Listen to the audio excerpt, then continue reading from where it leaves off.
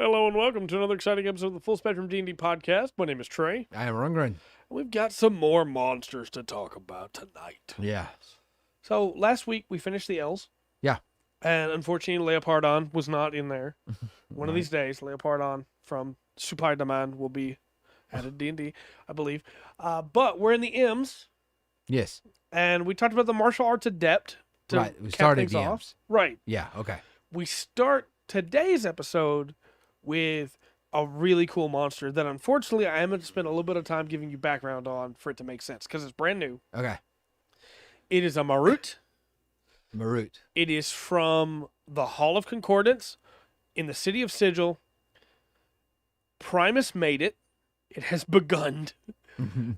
Primus created them. They are constructs, inevitables specifically, right? And specifically, these are now, Sigil finally has a different way of having law and order without just the Lady of Pain.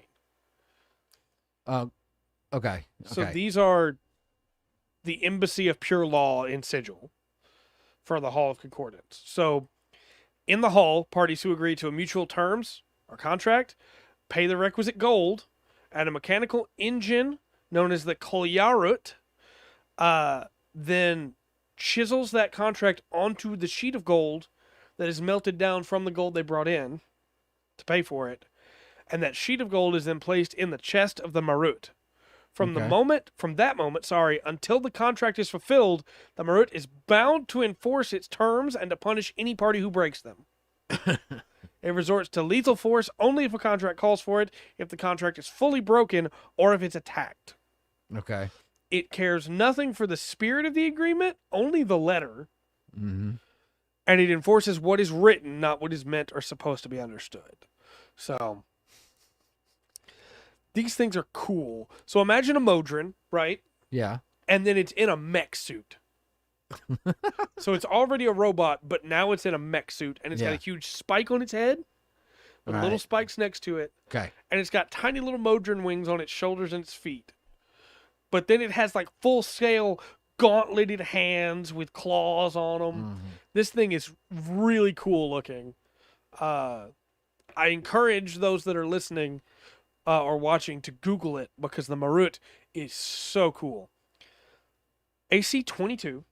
Very tough. 432 hit points. Golly. CR 25.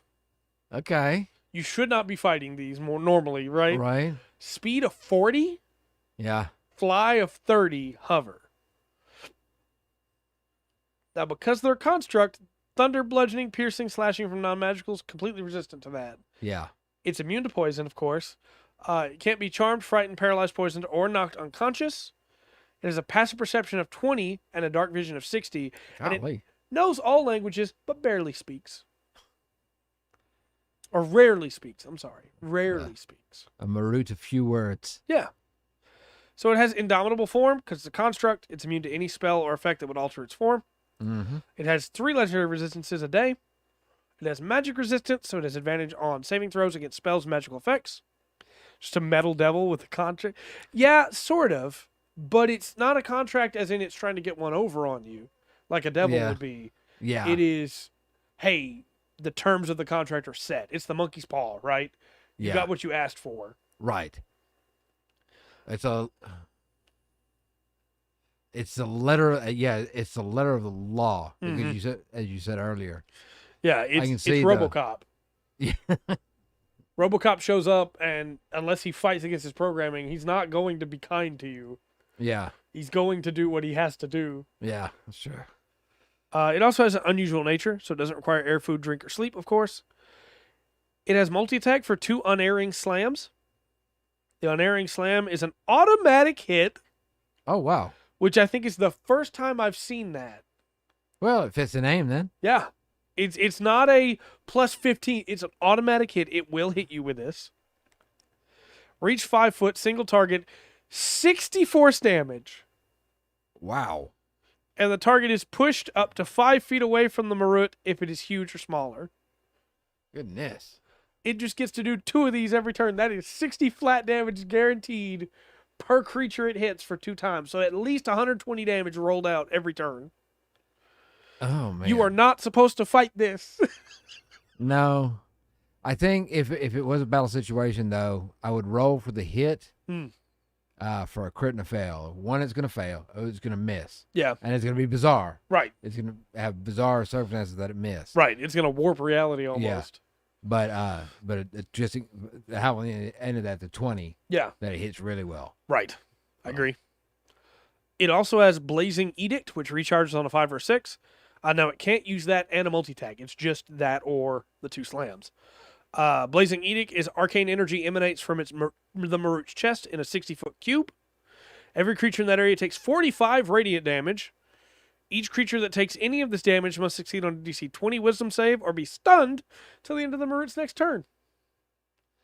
Can you make a contract with it? To me, you the strongest heroes ever had to fight for you until it kills everything. Well, it's not a contract with it. It's a contract between 2 people, and it enforces it. So if, for instance, you made a contract with a god or a fiend or another human being another humanoid in Sigil, that contract is now upheld by this Marut. So if you say, hey, I'm going to pay this much for this parcel of land, and then you don't pay that much, the Marut will come and make sure it gets that money to make sure that much is paid. This would be an interesting thing though, because you brought the devil. Or if you were having to sign a contract with the devil, yeah, and you were trying to secure yourself. Yeah, this Marut makes sure that devil can't back up on the deal. Yeah, because it cares about the letter of the law. It rolls as written. Yeah, not rolls as intended. Exactly. It also has plane shift 3 times a day. It can go where it wants. No material components. It uses the instant spellcasting mod. It can cast the spell normally, or it can cast the spell on an unwilling creature it can see within 60 feet of it. If it uses the latter option, the targeted creature must succeed on a DC 20 Charisma saving throw or be banished to the teleportation circle in the Hall of Concordance in Sigil. It can force you to come back to pay your debt. Yep. Golly. It's a repo man. Yep. I love this thing. Such a cool, weird monster. I like the setup for it. It has no reason to fight you unless you attack it or break your contract. Yeah. It's ultimate lawful. Yeah. It's lawful neutral. Yeah, it is. It's the definition of lawful neutral. Yeah. Yeah.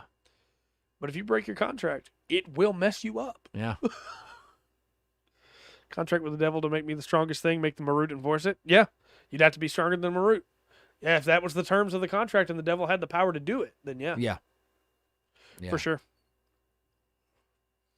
And if it doesn't, the Marut will kill it. So, because it didn't keep up its end of the bargain. So, I mean, it's a win-win for you. Yeah, right. But that's the Marut. That's a cool monster, man. Next up, we have another class with an NPC version, like a stat block for it. Okay. Which is Master Thief. All right, that's good. Now, just like all the others, these have a table to roll on, which are calling cards for your Master Thief, which is so cool. The first one is a tiny folded paper cat. The second one is a red bird feather. Third one is a rose petal. Fourth one is a figurine made from twigs and twine. The fifth one is small note with the words, "It's been fun," written on it in an ornate script. The sixth one is glass beads that look like an eye. The seventh one is pistachio shells.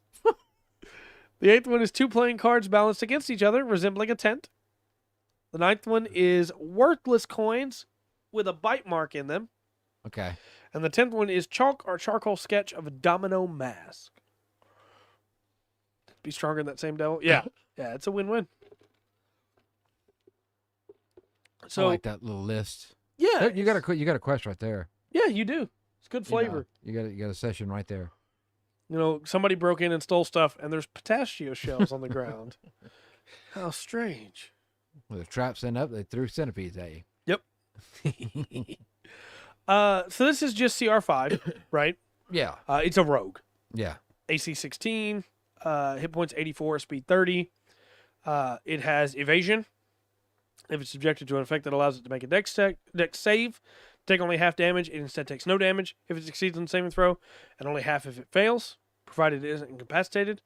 It has multi-attack for 3 short sword or short bow attacks. Dang. Which is pretty good for CR5. The short sword is +7 to hit, reach 5 foot, single target, 1d6 +4 piercing, plus 1d6 poison. Okay. And the short bow is +7 to hit, range 80, 320, single target, 1d6 +4 piercing, plus 1d6 poison. It also has cunning action as a bonus action, because of course it does. It can take dash, disengage, or hide. And then it has uncanny dodge as a reaction. Halves the damage that it takes from an attack that hits it. Thief must be able to see the attacker. So it's just a rogue, but it's a good stat block for a rogue that I can pull up anytime I want the party to fight rogues. Yeah. And it's pretty good. Like if you get it cornered, if you get them cornered, with a fighter, they're gonna be out. They're gonna be out of luck. Right. And take the NPC down. But it has enough stuff to, if it's shooting from a distance and staying hidden. Yeah. It'll be a really effective NPC. For sure. I mean, 3 multi-attacks and then cunning action, hide. Bloop. Yeah. Yeah. Forgot it was Thursday. It is, in fact, Thursday. Yes, it is. Thursday, as it was. Next up is the Morezi, or Moregi. Okay. And this is a strange creature. When Dorasane, the king of ghouls, corrupted a society of elves, he created a new sort of demon, the Moregi, to lead packs of ghouls and ghasts on the material plane. When it consumes a corpse of a humanoid, takes about 10 minutes for it to do so, it instantly assumes the creature's appearance as it was in life. Ooh. The new appearance rots away over the course of the next few days, eventually revealing the Moregi again. Oh, man. Yeah, this thing is weird and cool. That would have been a much better story for Weekend at Bernie's, by the way. That's true. So this is CR7. Okay. AC 15, 88 hit points, 30 speed. It is, of course, resistant to cold, fire, lightning, necrotic, bludgeoning, piercing, slashing, or non-magical because it's a fiend. Right. It's immune to poison, charmed, and exhaustion. Dark vision 120, and it speaks Abyssal Elvish, and it has telepathy for 120 feet. The Moregi also forgot it was alive. It can assume form. It can assume the appearance of any medium humanoid it eats. It remains this form for 1d6 days, during which time the form gradually decays till the effect ends and the form sloshs off from the demon's body. That's disgusting. Yep. And it has magic resistance too. So, there's that. Multi-attack is 1 bite, 1 claw. I know how much you love it when the attack has like a whole blurb for it. Yeah. So get ready. Okay. The bite is a +6 to hit, reach 5 foot, single target. 2d10 plus 3 piercing. Pretty good. Yeah. If the target's a humanoid, its charisma score is reduced by 1d4. Oh. This reduction lasts until the target finishes a short or long rest. The target dies if this reduces its charisma to 0. It rises 24 hours later as a ghoul, unless it's been revived or its corpse has been destroyed. Okay. Its bite is poisonous. Yes. The claw is +6 to hit, reach 5 foot, single target, 2d8 plus 3 slashing. If the target is a creature other than an undead, it must succeed on a DC 12 con save or be paralyzed for a minute. The target can repeat the saving throw at the end of each of its turns, ending the effect on success, but it doesn't gain resistance to it. It still can be paralyzed again. Golly. And then finally, go ahead. Well, it goes to CR7. Yeah. Right. It's a tough creature. Yeah. Things could go bad quickly. Finally, it has a recharge called Raise Ghoul, 5 or 6. It targets one dead ghoul or ghast it can see within 30 feet of it. The target's revived with all its hit points. Man. You run this as a boss with a couple ghouls or ghasts. Heck yeah. Seems pretty dang strong. Phoenix down. Yep.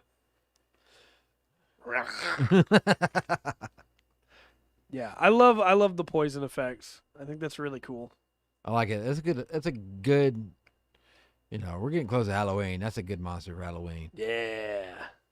So, I know I said the Marut was my favorite for tonight, but the Maw Demon is pretty close. Ah, that's an older one. Yeah, and it's been brought back in a really cool way. Okay. So, it still shares the ceaseless hunger for carnage and mortal flesh of their master Yinagyu, right? Mm-hmm.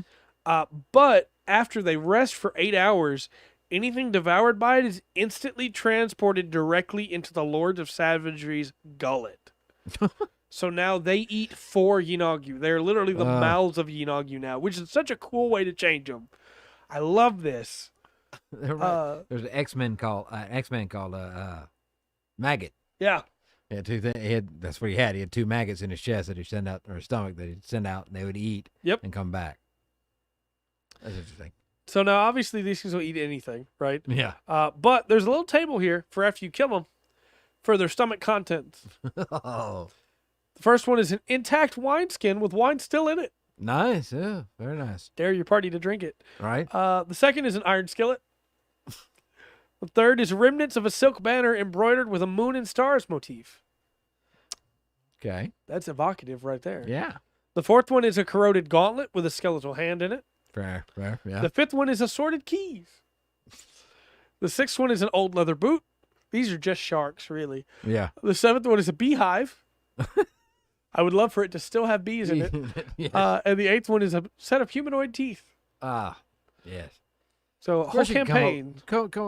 Come with your own as well. You Yeah, know, for sure. Just let that list inspire you. Tasha has a blurb here. Oh. I once pulled a whole bottle of fine strawberry liquor from the belly of a mall demon. No clue where it might have devoured such a find, but I'm not complaining. Hey. So these things are CR1, right? Never give them a thing of keys. It would derail the campaign. That's the point. Oh. That's the point. They get the keys, yeah. and everywhere they go, they're trying to unlock stuff with them. It's great. CR1.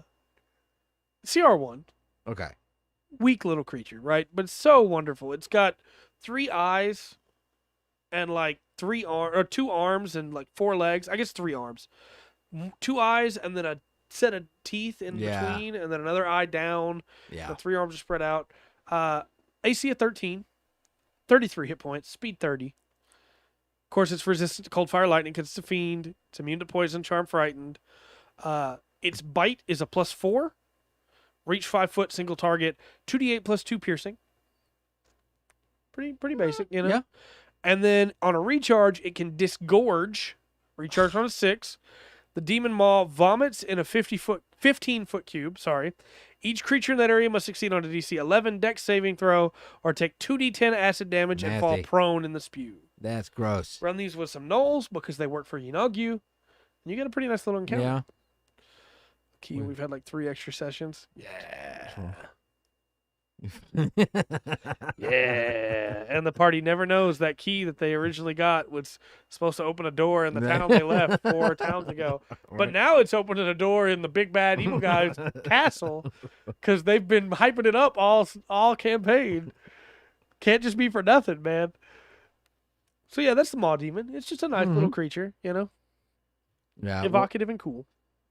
Well, as far as the realms of, like the Abyss and all the Infernals and everything, those demons, they got a pretty good mix. We do need more foot soldiers for this campaign. So that's a good one. I agree. Next up is something that we still struggle with today. Measles. So Meazel. Okay, spelled a little different. Yeah. Measles are malicious hermits who fled to the Shadowfell to escape their mortal existence and contemplate their misery. The shadows transformed them, and their bitterness made them twisted and cruel. Now hate burns in their hearts, and they resent any intrusion into their suffering, waylaying travelers who venture too close to their lairs. In the Shadowfell. In the Shadowfell. Yes. So disgruntled. These are medium, disgruntled, violent Eeyore. Yep. Okay. Medium monstrosities. They hunch and have claws and do you remember the Rankin and Bass version of The Hobbit? What Gollum looks like there? Yeah. Imagine that, except instead of his head being that of a frog, it's the head of a monkey with like wild hair. Looks kind of like that. Okay. CR1. Okay. I know I just hyped them up a lot. CR1. AC 13, 35 hit points, 30 speed. But what makes them special are their attacks and abilities. This thing's pretty cool. It has a garrote. Okay. +5 to hit, reach 5 foot, single target of the measles size or smaller, cannot be used on large creatures. Right. 1d6 +3 bludgeoning, and the target is grappled. Escape DC 13 with disadvantage. Ew. Until the grapple ends, the target takes 2d6 +3 bludgeoning damage at the start of each of the measles turns. The measles can't make weapon attacks while grappling a creature in this way. Right. Of course. Right. All right. A short sword, +5 to hit, reach 5 foot, single target, 1d6 +3 piercing, plus 1d6 necrotic. Ooh. A shadow teleport. Now, this is a really cool ability. The Measles, recharged on 5 or 6, any equipment it's carrying or wearing, and any creature it is grappling, teleport to an unoccupied space within 500 feet of it, Golly. provided that the starting space and the destination are in dim light or darkness. The destination must be in a place the Measles has seen before, but it need not be within line of sight. If the destination space is occupied, the teleportation leads to the nearest unoccupied space. Any other creature the Measles teleports becomes cursed for 1 hour, or until the curse is ended by remove curse or greater restoration. Until this curse ends, every undead and every creature native to the Shadowfell within 300 feet of the cursed creature can sense it, which prevents that creature from hiding from them. Oh, man. This thing is not a cool fight, right? It is a cool encounter. Yeah. Yeah. This thing grabs a PC and then is gone. Yeah. Chokes him for a little bit. And just vanishes with them behind a wall, behind a rock face, something. Yeah. And then the rest of the party has to try and find them. Yeah. 500 feet Yeah. in any direction. It's pretty great. You don't want to be in somewhere it knows well. Right. And you're cursed the whole time. Yeah. So even if you get free of it, all other undead are coming for you. Yeah. It can also, while in dim light or darkness, take the hide action as a bonus action. That's fair. Cool. That's a handy one. Yeah. Just a cool monster, man. Very. A lot of cool stuff you can do with that. Yeah. So next up, we have one that you will probably remember well. You remember Umber Hulks, right? Oh, yeah. Yeah. What if I told you there was... You remember, I'm sure, in 3rd edition, there were all kinds of weird Umber Hulks. Yeah, they came out with Spelljammer, the first Spelljammer, Yeah. 2nd edition, I think. A bunch of weird, different versions of Umber Hulks. You might remember this one's name. It's the Meanlock.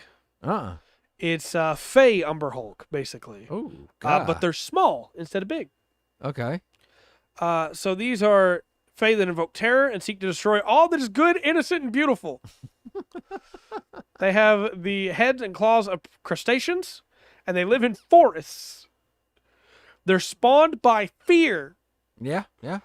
When terror overwhelms a creature in the Feywild or in a location where the Feywild's influence is strong, one or more Meanlocks might spontaneously arise in the shadows or darkness nearby. Ooh. It also forms a lair if more than one is born. Okay. The earth creaks and moans as narrow, twisting tunnels open up within it, and one of these serves as the lair entrance. A large central chamber serves as their den, and inside the warren, black moss covers every surface, muffling sound. Very, very cool.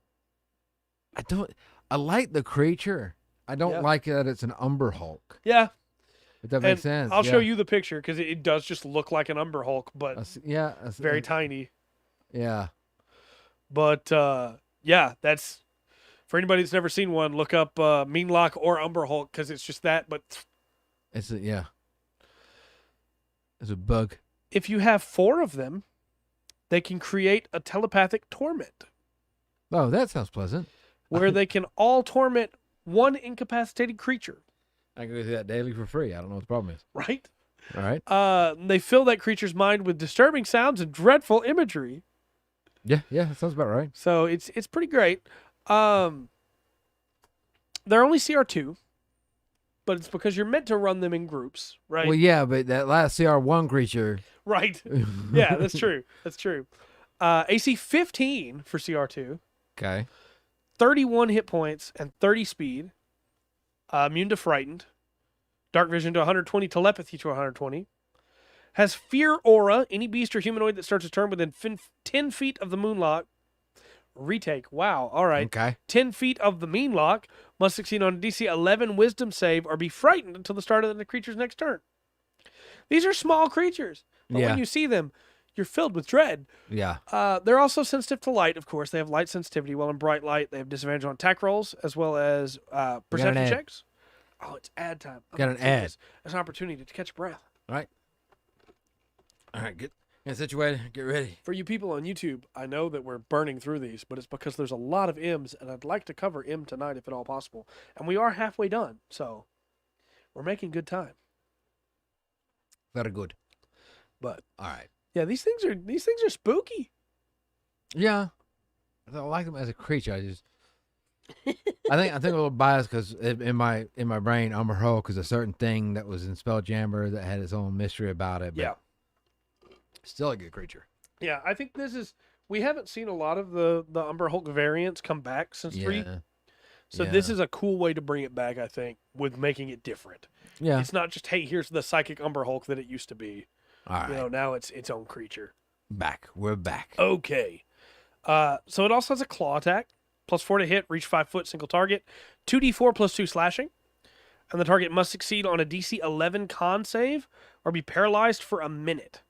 The target can repeat the saving throw at the end of each turn, ending the effect on success, but it doesn't get immunity.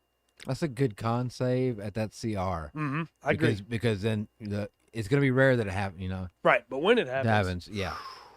It can also shadow teleport, just like the Measles. Recharges on a 5 or a 6.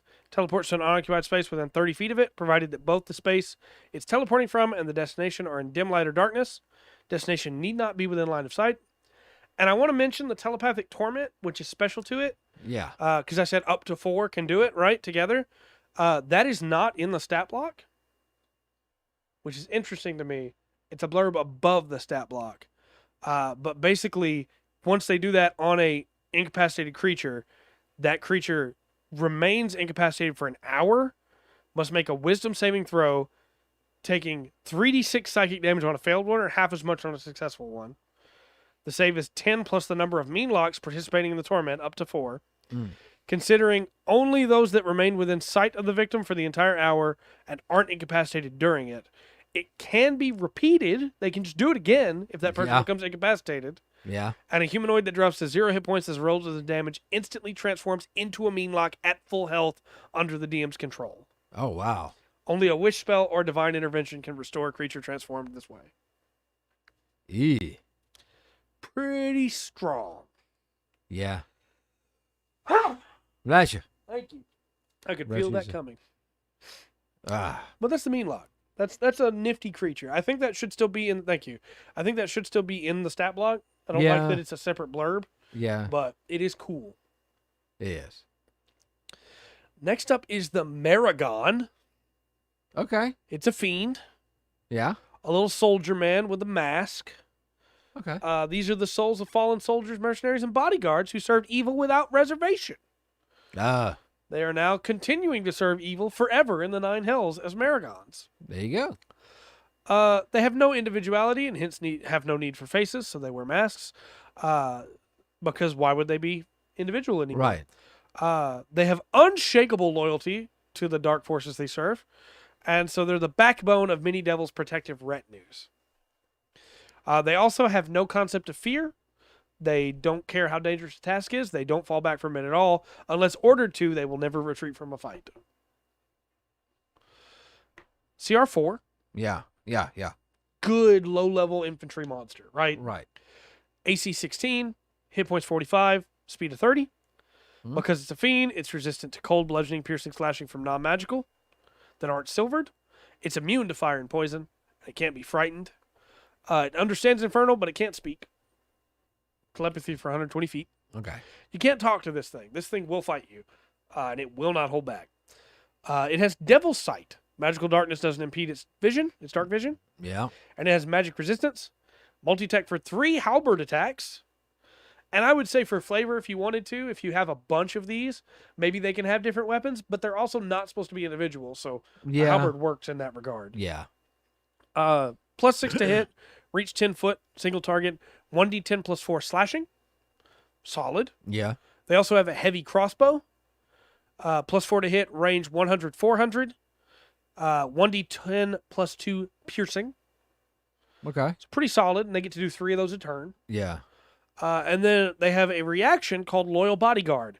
When another fiend within 5 feet of the Maragon is hit by an attack roll, the Maragon causes itself to be hit instead.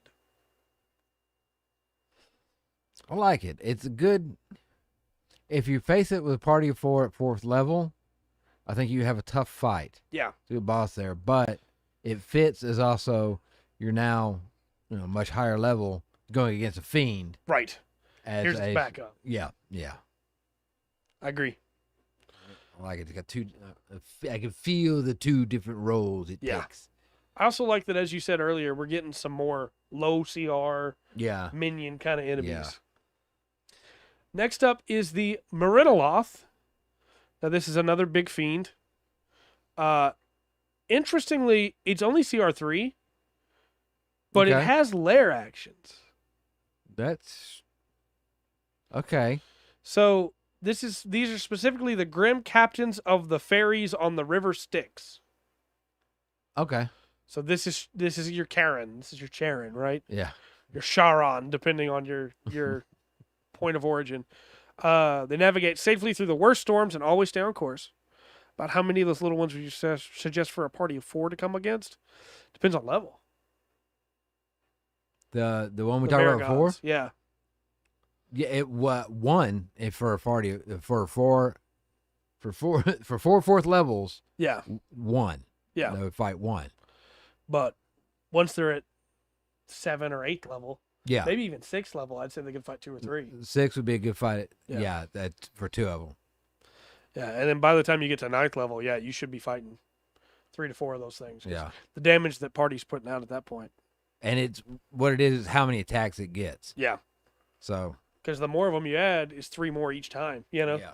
per turn. Yeah, you preferably if you don't want to just outright kill your who you're playing. Yeah. Watch your the amount of attacks, the multi attacks that will build up on monsters. Mm-hmm. If you want to make it tough, then you can take the amount of actions that your monsters have past what the party will have. Yeah. And that's just a rough rule. I don't have to do it that way. So, as we said, these are the captains of the fairies of the River Styx. Yeah. They have no problem staying on course no matter how bad the storm gets. Right. They wield fiery oars. And they have lair actions. And their lair specifically is their vessel. They're both, yeah. Yeah. Yeah. So, Gale is the first one. The air within 60 feet of the vessel is filled with wind. Until initiative count 20 on the next round, that area is difficult terrain. When a medium or smaller creature flies into that area or starts its turn there, flying there, it must succeed on a DC 13 strength save or be knocked prone. Okay. Specifically to stop flight. There's also Propel, which is a strong wind, propels the vessel, increasing its speed by 30 feet till initiative count 20 on the next round. And Repair, the vessel regains 4d10 hit points. Yeah. It has regional effects, which means, of course, it's tied to the vessel itself because the vessel's magic. It always stays on course in the destination the Marinoloth names. And it's unsinkable. It doesn't sink even if the hull is breached. You okay?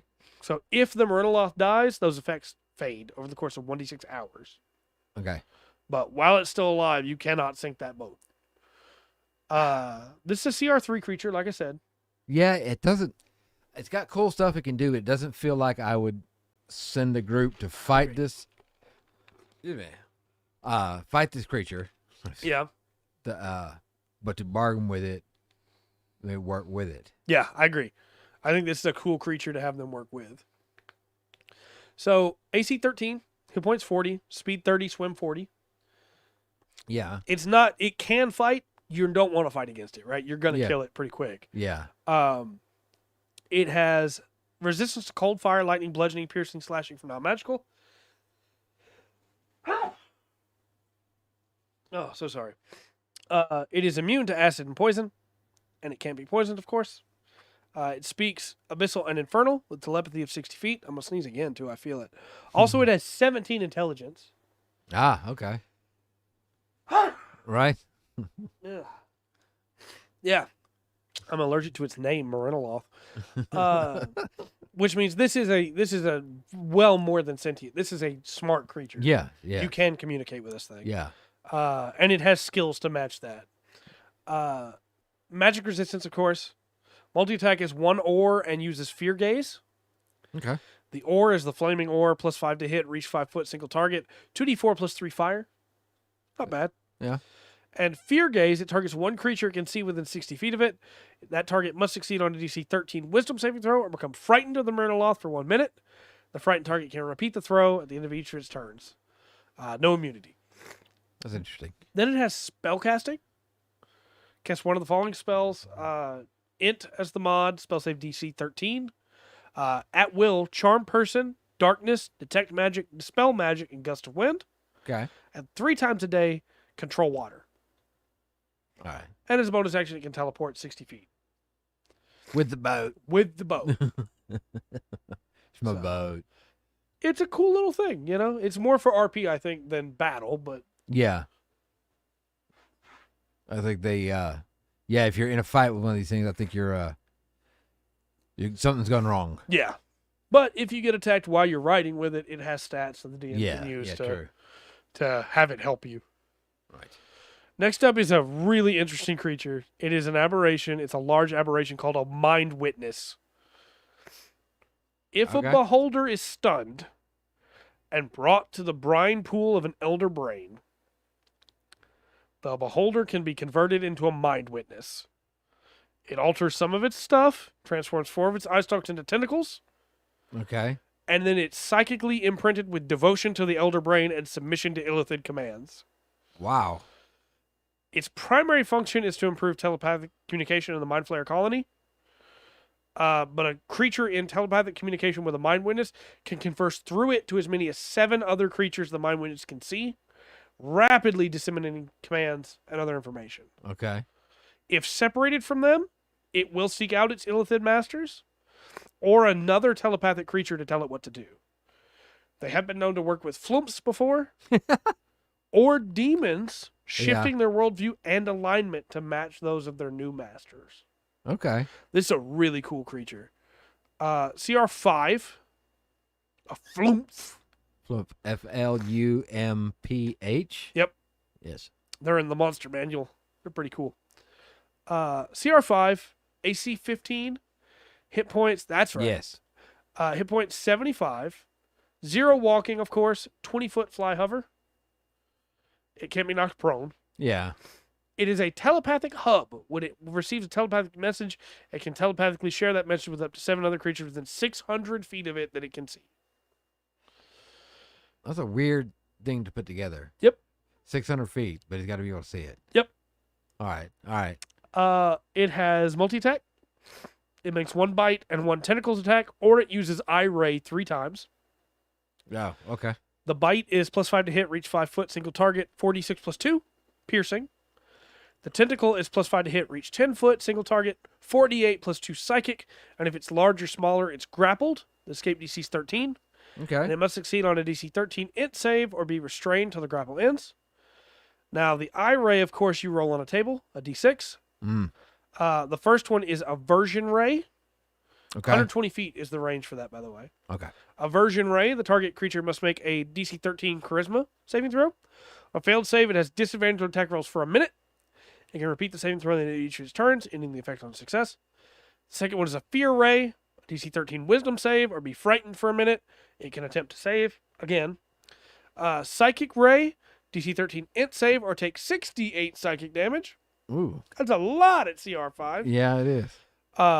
Slowing Ray, DC 13 dex save, and on a failed save, its speed is halved for a minute, and in addition, the creature can't take reactions, and it can take either an action or a bonus action, but not both. Both, yeah. And it can repeat the save, of course. Stunning Ray, which DC 13 con save, or it's stunned, repeat the save. And Telekinetic Ray is the cool new one in my mind.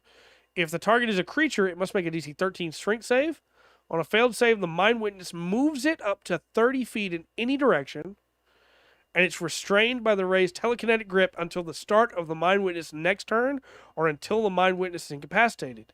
If the target is an object weighing 300 pounds or less that isn't being carried or worn, it's telepathically moved up to 30 feet in any direction. The Mind Witness can also exert fine control on objects within the Ray, such as manipulating a simple tool or opening a door or a container. That's pretty cool. You gotta have fun with that. Yeah. Telekinetic Ray, and it throws tables at people. Yeah. Yeah. Or holds a shield. Yep. Yeah, there's some cool stuff there. It's it kind of feels Beholder-ish, but not really. Yeah, it's different enough, I think, that it feels like a Beholder has been changed. you know? Yeah. I think this is a big success in my mind. Next up, we have a big boy. We have Okay. Moloch himself. Moloch, the large fiend. He is, of course, CR21. This is the demon prince that was exiled. Yeah. He's got a lot going on. There's a whole backstory for him if you ever want to read up on it all.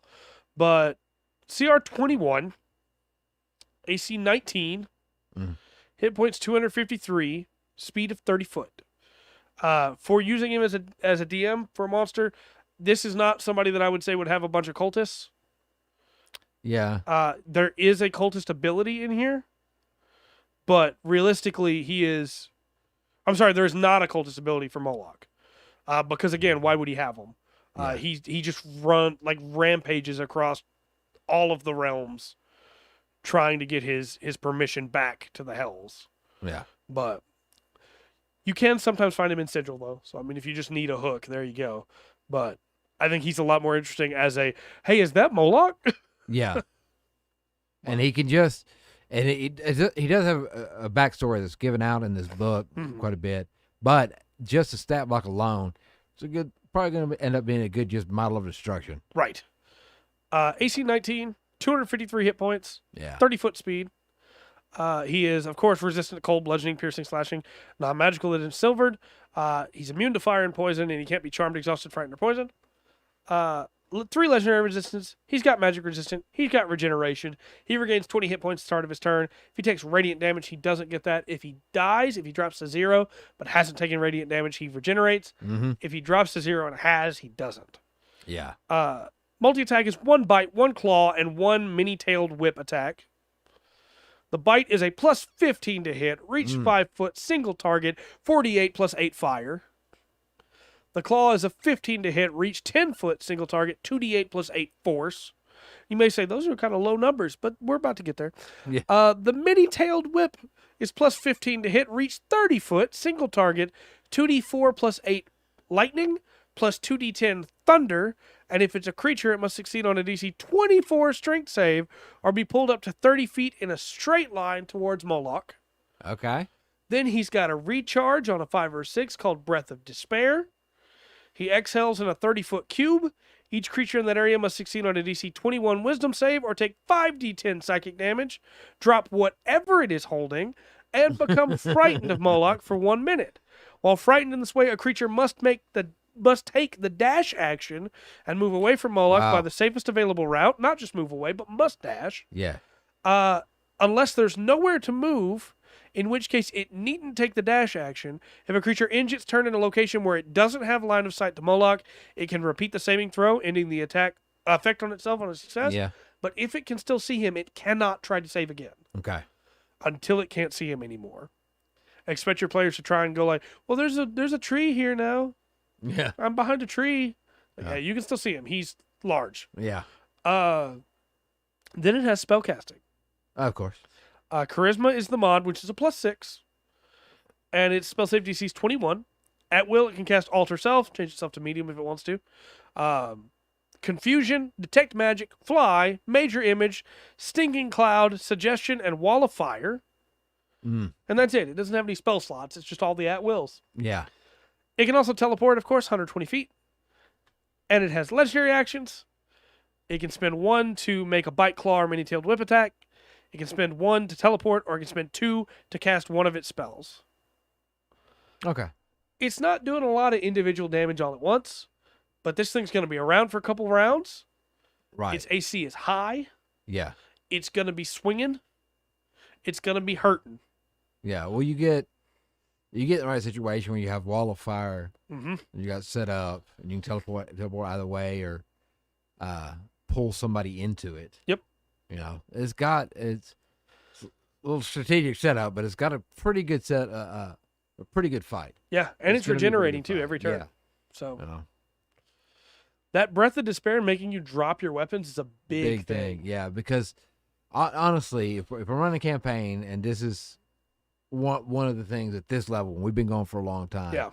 If this is kind of the goal, then I'm probably the players probably have Radiant. Yeah. You know. But you can't kill me if you don't have your weapons. Right. Yeah. All of a sudden, that cleric becomes a lot more important to have. Yeah, it's true. I'm gonna hit him. Guiding bolt. Oh no. So he's pretty great. Depends. Can you point? That's a good question. Yeah. Mordenkainen has a little thing here about him too.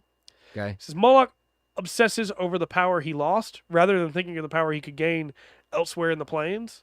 What a pity he so wastes his potential. Real quick, Toll the Dead is necrotic damage. It's not radiant. Yeah. So that would not work in this scenario. Depending on how your DRM runs, that might heal Moloch. Right.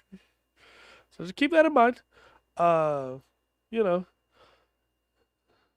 next up we have another Demon Lord. Oh my gosh. Okay. This is Malidius.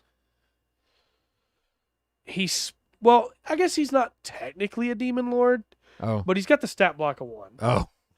He speaks for the Demon Lord he serves and enforces his master's will. He's an independent contractor. Yeah. Okay. He's 12 foot tall, and he has a wolf's head and a fanged serpent's head, like as part of his body. The wolf head and the serpent head. Okay. Melodious. There's also a variant ability for him. In case you find him too difficult, you cannot add this. Okay. Which is he can summon once a day another demon. As an action, the Malidius has a 50% chance of summoning its choice of 1d6 Babaus, Chasmas, or Marinoloths.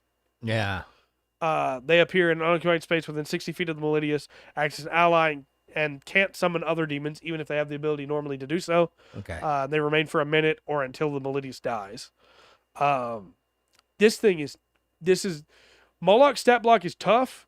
This thing's stat block is tough. Okay. Moloch has lost a lot of his power. Yeah. After being kicked out of hell. You're right. This thing is being literally fed power by the Demon Lord it serves. Yeah. While also being strong enough to be a Demon Lord on its own. Mm. So, CR 21, AC 19, 216 hit points, 40-foot speed. Okay. Resistant, of course, to everything demons are resistant to. I'm not going to go through the whole list again. You already know. Legendary resistance, 3 a day. Magic resistance.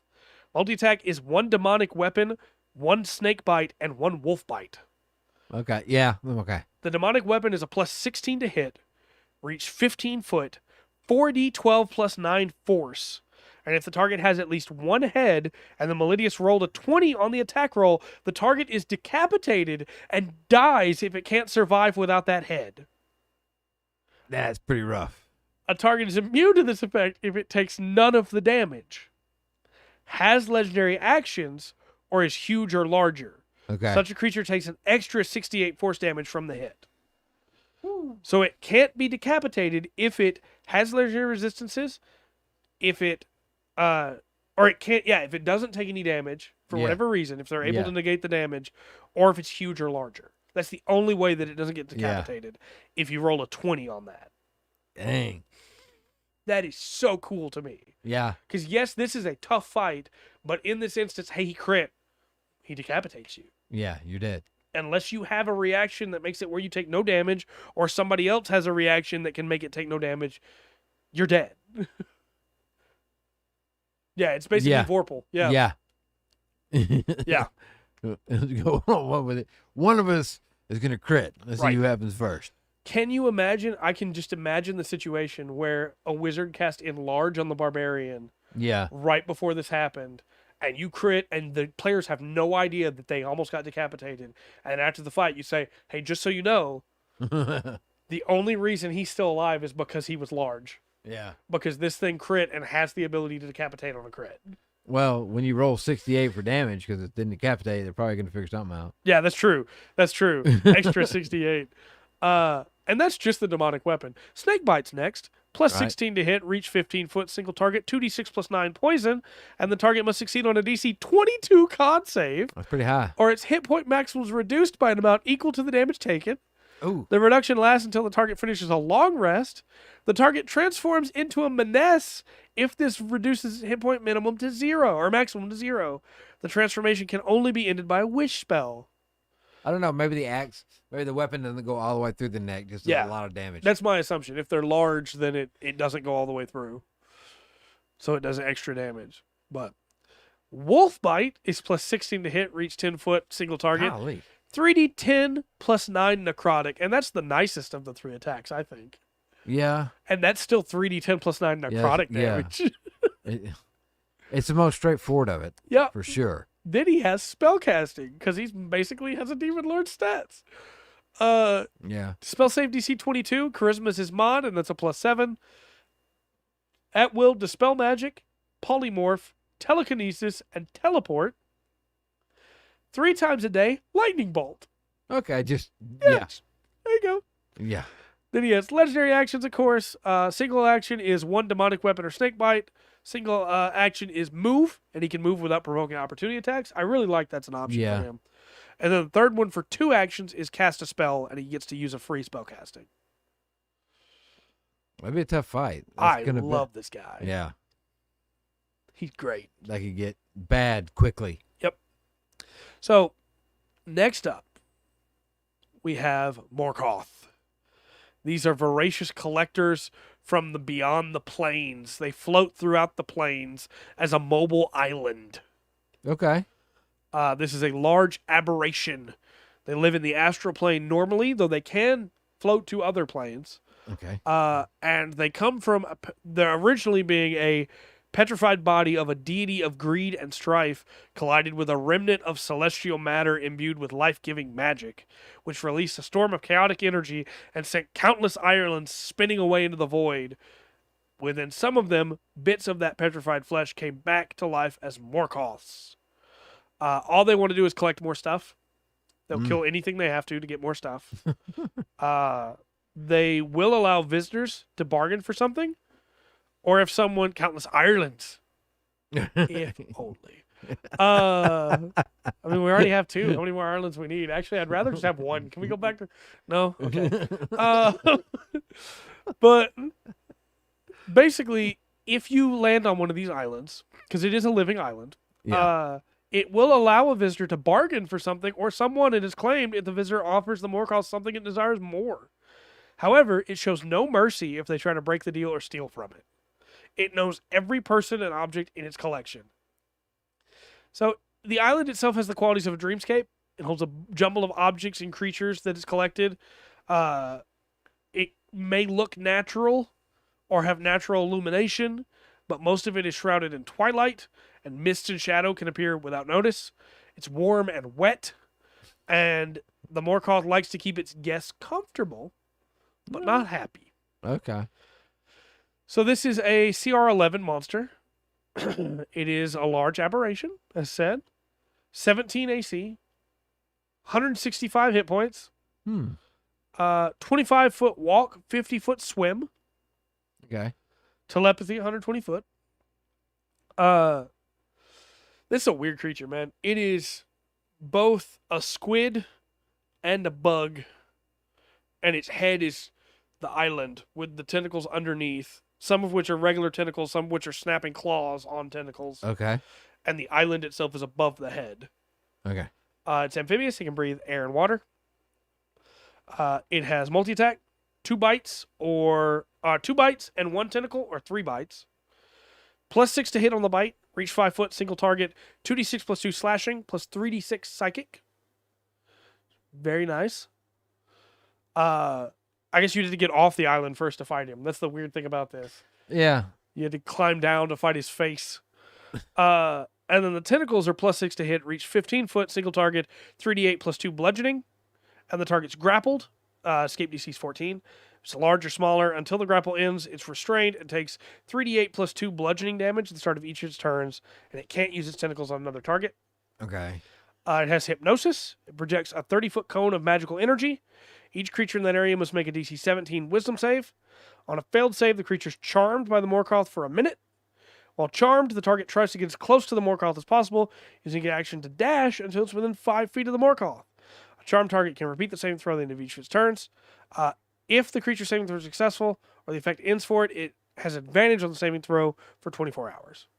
Okay. It's a weird creature. It is. It has spellcasting. Okay. Int is the mod, +5, and spell save DC 17. At will, detect magic and mage hand. Thrice a day each. Darkness, dimension door, dispel magic, lightning bolt, and sending. Okay. And as a reaction, it has spell reflection. If the Morkoth makes a successful saving throw against a spell or a spell attack misses it, it can choose another creature, including the spellcaster, it can see within 120 feet of it. The spell targets the chosen creature instead of the Morkoth. If the spell forced a saving throw, the chosen creature makes its own save. If the spell is an attack, the attack roll is re-rolled against the chosen creature.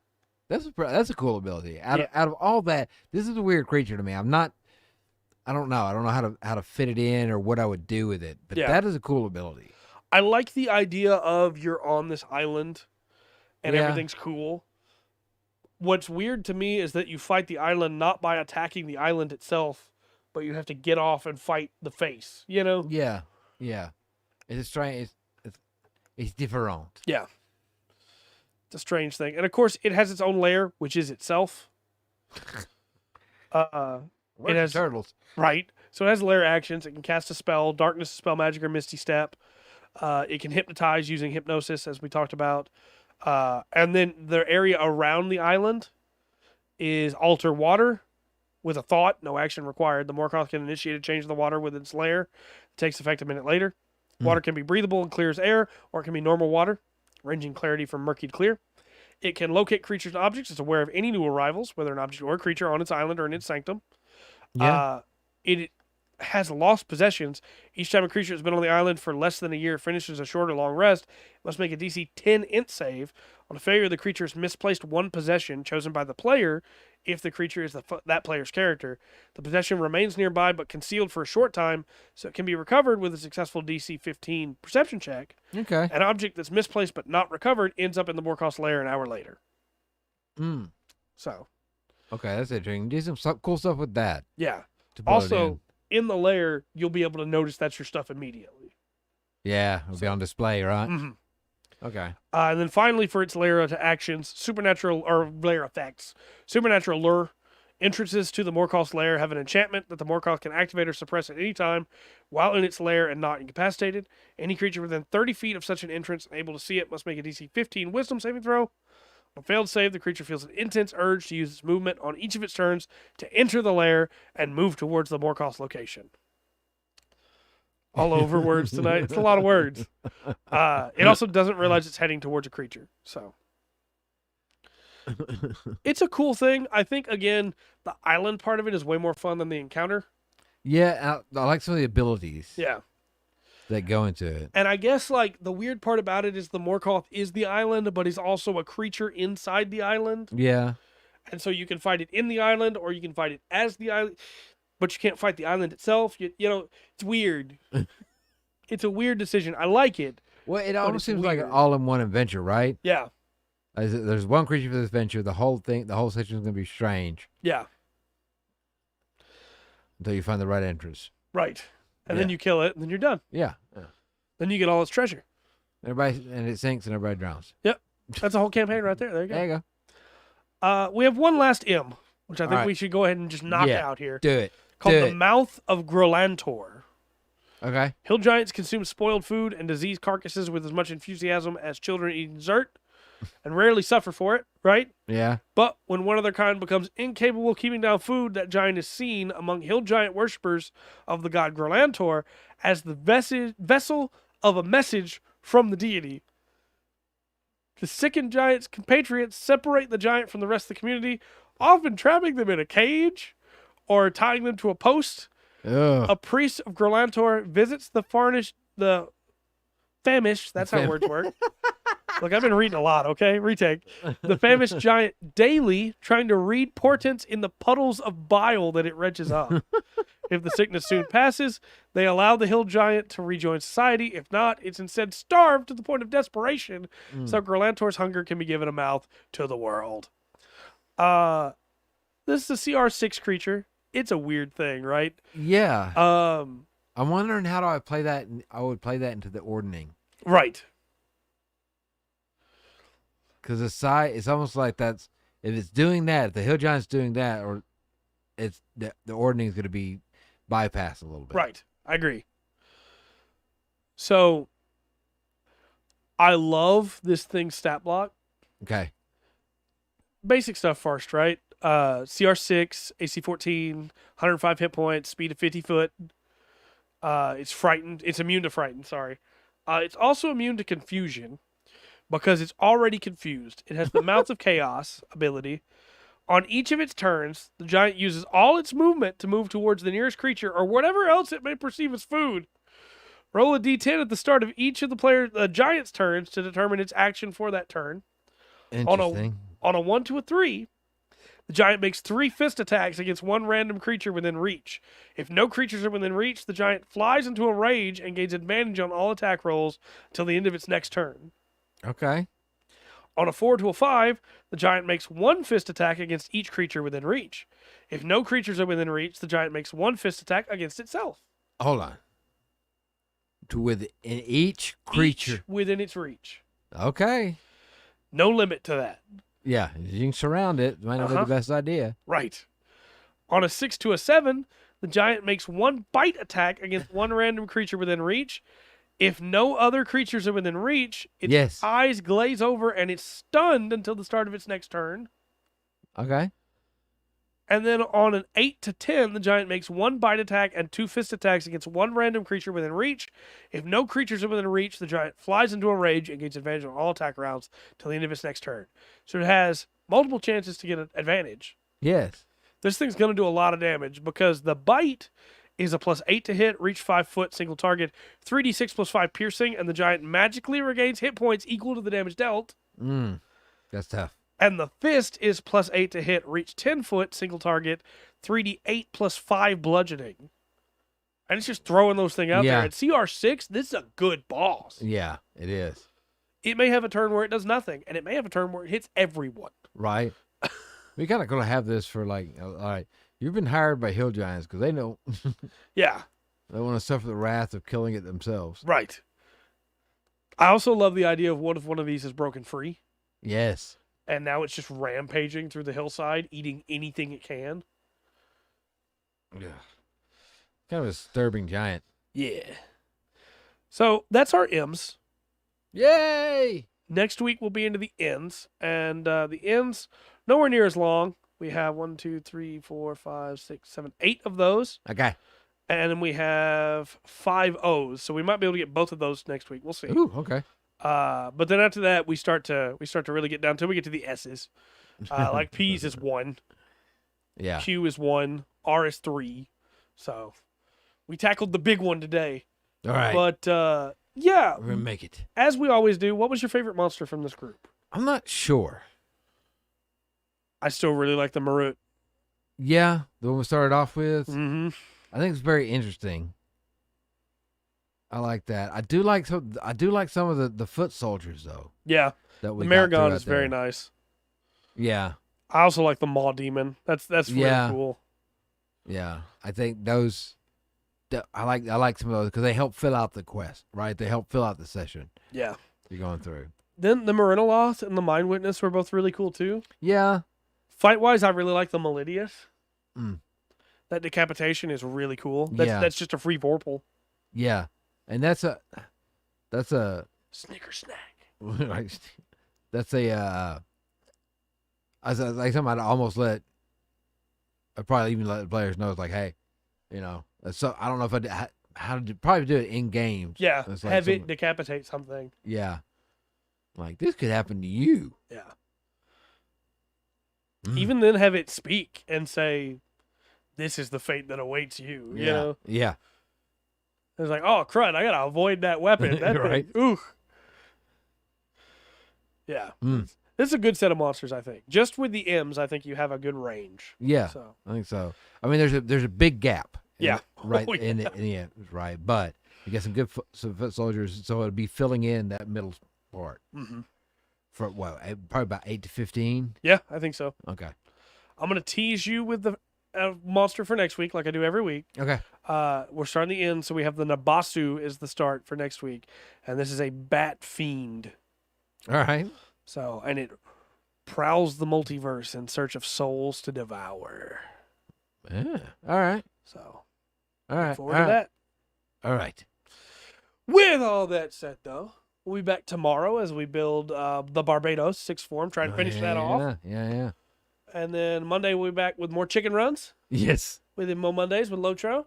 And Tuesday we'll be back with gaming news like always and other news. We already know one story we got to talk about, which is new Call of Duty got announced. So we talk about that. That's it. Gonna be interesting. Gonna be an interesting discussion, I think. But yeah, anything else that I forgot? I don't think so. We got everything. We're gonna the Wednesday stuff. We'll be getting through this. Take a couple more shows to finish that one up. I think we got some good stuff next week. Yep. I'm enjoying the chicken runs. Yeah, That's just fun. Fun stuff. All right. Well, with all that said, then I've been Trey. I've been Rungan. And we've been the Full Spectrum D&D podcast. Remember to always enjoy the full spectrum, the D&D